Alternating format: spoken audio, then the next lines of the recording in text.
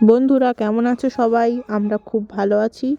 ফুলকপি দিয়ে আপনারা বিভিন্ন রকমের রেসিপি দেখেছেন। আজকে সেই ফুলকপি আলু দিয়ে একটা ভিন্ন স্বাদের রেসিপি দেখানো হচ্ছে।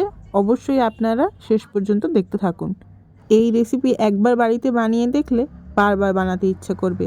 রুটি দিয়ে খেতে দারুণ লাগে। এই রেসিপির জন্য আলু ছোট ছোট টুকরো করে কাটা হয়েছিল, সেগুলোই ভেজে নেওয়া হচ্ছে ওপর থেকে পরিমাণ মতো লবণ দিয়ে। এখনও যারা যারা আমাদের চ্যানেলটি সাবস্ক্রাইব করনি অবশ্যই সাবস্ক্রাইব করে দিও, বেল আইকন অবশ্যই ক্লিক করো। আলুগুলো ভালো মতো ভেজে তুলে নেওয়া হচ্ছে। এখন এই তেলেই ফুলকপিগুলো দিয়ে দেওয়া হলো। ফুলকপিগুলোও লাল লাল করে এখানে ভেজে নেওয়া হচ্ছে। কিছুক্ষণ ভালো মতো ভেজে নেওয়ার পরে দেখুন কি সুন্দর কালারটা এসছে। এবার সেই কড়াতেই আবার কিছুটা তেল দিয়ে অল্প একটু হলুদ গুঁড়ো আর অল্প একটু লঙ্কা গুঁড়ো দিয়ে একটু ভালো মতো নেড়ে ছেড়ে একটা মশলা দেওয়া হচ্ছে। এই মশলাটা তৈরি করা হয়েছে পোস্ত, কাঁচা লঙ্কা, কাজু বাদাম আর টমেটো কুচি একসাথে পেস্ট করার পর। এই মিশ্রণটি দেওয়ার পর ভালো মতো কষিয়ে নিতে হবে।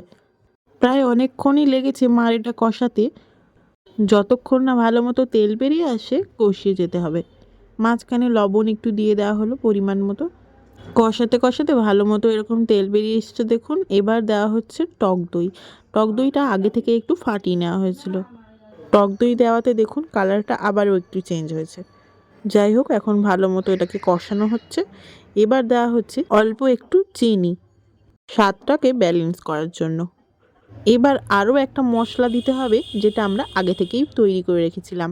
বাটিতে যে মশলাটা আছে এটা হলো গোটা ধনে, শুকনো লঙ্কা, দারচিনি আর এলাচ। এই সব মশলাগুলোকে শুকনো খোলায় ভেজে তারপরে মিক্সচারে ভালো মতো মিক্স করে নেওয়া হয়েছিল। মশলাটা এই মিশ্রণে দিয়ে ভালো মতো এখন কষানো হচ্ছে। সত্যি বলতে ফুলকপির এই দারুণ রেসিপিটা আমরা রুটি দিয়ে খেয়েছিলাম আর এত দারুণ লেগেছিল, বিয়ে বাড়িকেও হার মানাবে। যাই হোক, ভালো মতো সব কিছু কষানো কমপ্লিট। এবার ওপর থেকে আলুগুলো দিয়ে দেওয়া হলো, দিয়ে দেওয়া হচ্ছে ফুলকপিগুলো। এখন ভালো করে নেড়ে ছেড়ে সব মশলাগুলোর সাথে এগুলো মিক্সড করে নেওয়া হচ্ছে। কিছুক্ষণ কষানোর পরে দেখুন মা পানি দিয়ে দিচ্ছে পরিমাণ মতো। কালারটা দেখতে খুব সুন্দর হয়েছে, তাই না? আপনারা কিন্তু অবশ্যই এই রেসিপিটা বাড়িতে ট্রাই করে জানাবেন কেমন হলো খেতে। যাই হোক, এবার একটু ঢাকনা চাপা দিয়ে কিছুক্ষণের জন্য ফুটতে দেওয়া হয়েছে। এখানে কিন্তু বেশি ঝোল রাখা হবে না, কারণ আমরা রুটি দিয়ে খাবো। একটু শুকনো শুকনো করলেই এই রেসিপিটা ভালো লাগে খেতে। আমরা এবার একদম রেসিপির শেষে চলে এসেছি। আর মা দেখতে পাচ্ছেন ওপর থেকে গরম মশলা দিচ্ছে আর দেবে ঘি। 1 চামচ মতো ঘি দিয়ে কিছুক্ষণের জন্য এটাকে ঢাকনা চাপা দিয়ে রেখে দিন। আমাদের রেসিপি একদম কমপ্লিট আর দেখতে পাচ্ছেন কালারও সুন্দর এসেছে। আমরা এবার এটাকে গরম গরম রুটি দিয়ে খাবো।